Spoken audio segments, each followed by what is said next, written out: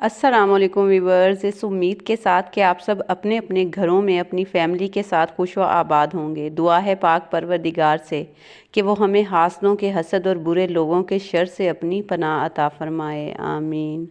Viewers, आज मैं आपके लिए चिकन टिक्का रोल की रेसिपी लेकर आई हूँ। इस रेसिपी को फॉलो करके आप बाज़ार से कई गुना बेहतर रोल घर में तैयार कर सकते हैं। तो चलिए जल्दी से रेसिपी स्टार्ट करते हैं। चिकन टिक्का रोल बनाने के लिए यहाँ हम सबसे पहले पराठे की डो तैयार कर लेते हैं। पराठे बनाने के लिए यहाँ मैंने 2 कप मैदा लिया है। अब मैं इसमें 1 कप आटा शामिल कर दूँगी। आप चाहें तो आप ये पराठे सिर्फ आटे या सिर्फ मैदे से भी बना सकते हैं, लेकिन क्योंकि दोनों चीज़ों को मिक्स करने से हमारे जो पराठे हैं वो अंदर से बहुत सॉफ्ट और ऊपर से क्रिस्पी बनेंगे, इसलिए मैं यहाँ आटे और मैदे दोनों चीज़ों का इस्तेमाल कर रही हूँ।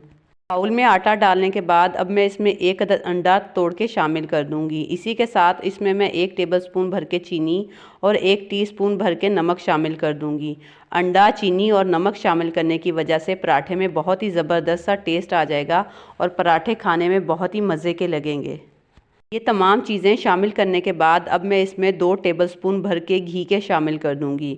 घी शामिल करने की वजह से हमारे जो पराठे हैं वो क्रिस्पी बनकर तैयार होंगे। घी शामिल करने के बाद अब मैं आटे में 1 चुटकी जर्दे का कलर शामिल कर दूंगी, जो कि मैं वीडियो में दिखाना भूल गई। लेकिन आप कलर ज़रूर शामिल कीजिएगा, क्योंकि कलर शामिल करने की वजह से हमारे पराठों में एक बहुत ही ज़बरदस्त सा येलो कलर आएगा और वो देखने में बहुत ही खूबसूरत लगेंगे। तमाम चीज़ें शामिल करने के बाद अब मैं पानी का इस्तेमाल करते हुए इसकी एक नॉर्मल सी डो तैयार कर लूँगी। यहाँ इस बात का ख्याल रखें कि डो हम ना तो बहुत ही ज़्यादा सख्त बनाएंगे और ना ही बहुत ज़्यादा नरम। डो तैयार करने के बाद अब मैं इसे कवर करके तकरीबन 15 से 20 मिनट के लिए रेस्ट दे दूंगी, ताकि हमारी जो डो है वो अच्छे से सेट हो जाए। जब तक यहाँ डो सेट होती है, हम चिकन टिक्का रोल बनाने के लिए यहाँ चिकन को फ्राई कर लेते हैं। चिकन को फ्राई करने के लिए यहाँ मैंने एक फ्राई पैन में 2 टेबलस्पून के करीब कुकिंग ऑयल लिया है। अब मैं इसमें तकरीबन 300 ग्राम के करीब बोनलेस चिकन शामिल करके इसे फ्राई कर लूँगी। आप देख सकते हैं कि यहाँ मैंने चिकन को नॉर्मल साइज़ की बोटियों में काट लिया था। हमने यहाँ चिकन की ना तो बहुत ही बारीक बोटी लेनी है और ना ही बहुत बड़ी। चिकन शामिल करने के बाद अब मैं इसमें 1 टेबलस्पून भर के कुटा हुआ लहसुन अदरक शामिल कर दूंगी। लहसुन अदरक शामिल करने से चिकन की जो एक स्मेल होती है वो ख़त्म हो जाएगी और इसमें एक बहुत ही ज़बरदस्त सा फ्लेवर भी आ जाएगा। चिकन की लहसुन अदरक के साथ थोड़ी देर भुनाई करने के बाद जैसे ही चिकन का कलर चेंज होगा, अब मैं इसमें 1 टीस्पून भर के नमक शामिल कर दूंगी। आप यहाँ नमक का इस्तेमाल अपने टेस्ट के मुताबिक कम या ज़्यादा कर सकते हैं। नमक शामिल करने के बाद अब मैं इसमें बाकी के कुछ खुश्क मसाले शामिल करूँगी, जिनकी मिकदार कुछ यूँ है। हाफ़ टी स्पून पिसी हुई लाल मिर्च, हाफ़ टी स्पून हल्दी पाउडर, हाफ़ टी स्पून कुटी हुई लाल मिर्च, हाफ़ टी स्पून कुटा हुआ सफ़ेद ज़ीरा। और ये सब मसाले शामिल करने के बाद अब मैं इसमें 1 टीस्पून भर के टिक्का मसाला शामिल कर दूँगी। यहाँ आप लाल मिर्च का इस्तेमाल अपने टेस्ट के मुताबिक कम या ज़्यादा कर सकते हैं। ये तमाम खुश्क मसाले शामिल करने के बाद अब मैं इन्हें चिकन के साथ अच्छे से मिक्स करते हुए इनकी भुनाई कर लूँगी। तमाम खुश्क मसालों को चिकन के साथ अच्छे से मिक्स करने के बाद यहाँ मैंने थोड़ी देर के लिए इनकी भुनाई कर ली है और आप देख सकते हैं कि चिकन के ऊपर कितना खूबसूरत और ज़बरदस्त सा कलर आ चुका है।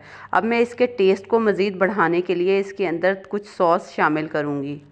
अब इस टिक्के को मज़ीद चटखारेदार बनाने के लिए मैं इसमें जो सॉसेस शामिल कर रही हूँ उनकी मिकदार कुछ यूँ है। 1 टेबलस्पून भर के सफ़ेद सिरका, 1 टेबलस्पून चिली सॉस और 1 टेबलस्पून ही इसमें मैं सोया सॉस का शामिल कर दूँगी। ये तमाम सॉसेस शामिल करने के बाद अब मैं चिकन की मज़ीद 1 मिनट के लिए भुनाई करूँगी और इसके बाद इसमें तकरीबन हाफ़ कप पानी शामिल करके इसे कवर करके रख दूँगी, ताकि हमारा जो चिकन है वो अच्छे से गल जाए और तमाम मसालों का फ्लेवर भी चिकन के अंदर आ जाए। इस दौरान हम चूल्हे की फ्लेम को लो रखेंगे। तकरीबन 5 मिनट तक कवर करके पकाने के बाद आप देख सकते हैं कि यहाँ हमारी जो चिकन है वो अच्छे से गल चुकी है और इसका पानी भी खुश्क हो गया है। अब हम चूल्हे की फ्लेम को बंद कर देंगे। चिकन को अच्छे से फ्राई करने के बाद अब बारी आती है इसे बारबेक्यू का फ्लेवर देने की। चिकन को बारबेक्यू का फ्लेवर देने के लिए यहाँ मैंने एक कोयले को पकने के लिए रख दिया था। अब मैं इस चिकन के ऊपर प्याज का छिलका रखते हुए इस कोयले को रख दूँगी और इसके ऊपर थोड़ा सा ऑयल डाल के इसे कवर कर दूँगी, ताकि जो हमारा चिकन है उसके अंदर कोयले का फ्लेवर आ सके। यहाँ इस बात का ख़ास ख्याल रहे कि इस दौरान हम चूल्हे की फ्लेम को बंद रखेंगे। कोयले का धुआं देने के बाद अब हमारी चिकन बिल्कुल रेडी है। अब हमने पराठों की जो डो तैयार करके रखी थी, अब हम इससे पराठे तैयार कर लेते हैं। पराठे बनाने के लिए यहाँ हम इस आटे के छोटे छोटे पेड़े तैयार करेंगे। यहाँ इस बात का ख़ास ख्याल है कि इस पेड़े का साइज़ जो आम रोटी का पेड़ा होता है उसके साइज़ से थोड़ा छोटा रखेंगे। पेड़ा बनाने के दौरान अगर आप चाहें तो आप पेड़े के अंदर घी या ऑयल का इस्तेमाल भी कर सकते हैं, लेकिन अगर आप कम घी या ऑयल पसंद करते हैं तो आप इसे सादा रोटी की शक्ल में भी बना सकते हैं। अब हम इसी साइज़ के तमाम पेड़े तैयार कर लेंगे। पेड़े तैयार करने के बाद अब हम इसे खुश्क आटा या मैदा लगाते हुए इसकी एक छोटी सी रोटी बेल लेंगे। यहाँ हमने रोटी का साइज़ बहुत बड़ा नहीं रखना, बल्कि हम छोटे साइज़ की रोटी तैयार करेंगे। रोटी को छोटे से गोल साइज़ में बेलने के बाद अब यहाँ मैंने तवे को गर्म करने के लिए रख दिया था। जैसे ही तवा गर्म हो जाएगा मैं इसके ऊपर हल्का सा घी लगाते हुए इस रोटी का एक पराठा तैयार कर लूँगी। इसी तरीके से हम बाकी की रोटियों को बेलते हुए उसके भी पराठे तैयार कर लेंगे। पराठे बनाने के बाद अब ये मेरे पास हरी चटनी है जिसे मैंने धनिया, पुदीना, हरी मिर्च और नमक के साथ तैयार किया है।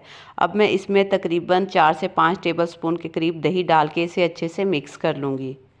यहाँ इस बात का ख़ास ख्याल है कि हम चटनी में नमक का इस्तेमाल थोड़ा कम करेंगे, क्योंकि हमने आटे की डो बनाते वक्त भी उसमें नमक शामिल किया था और जो चिकन के टिक्के बनाए हैं उसमें भी नमक का इस्तेमाल किया है। रायता तैयार करने के बाद अब ये मेरे पास मायोनीज़ है। इसकी रेसिपी आपको मेरे चैनल पर मिल जाएगी, ये मैंने ख़ुद घर में तैयार की थी, लेकिन अगर आप देखना चाहते हैं तो मैं इसका लिंक नीचे डिस्क्रिप्शन में भी दे दूँगी।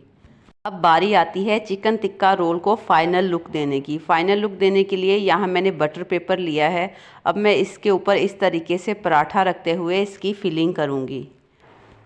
यहाँ मैंने पराठे को बटर पेपर से थोड़ा सा बाहर निकालते हुए रखा है। अब मैं पराठे के ऊपर मायोनीज़ लगाऊंगी। आपको जितनी मायोनीज़ पसंद हो आप उतनी पराठे के ऊपर लगा सकते हैं। मायोनीज़ लगाने के बाद अब मैंने जो चटनी तैयार की थी उसे भी मैं पराठे के ऊपर लगा दूँगी। अब हम इस तरीके से सेट करते हुए इसके ऊपर चिकन की बोटियों को रखते जाएंगे। चिकन की बोटियां रखने के बाद अब ये मैंने बंद गोभी, खीरा और प्याज का बारीक सा सलाद तैयार किया था, इसे भी मैं पराठे के ऊपर इस तरीके से फैला दूंगी।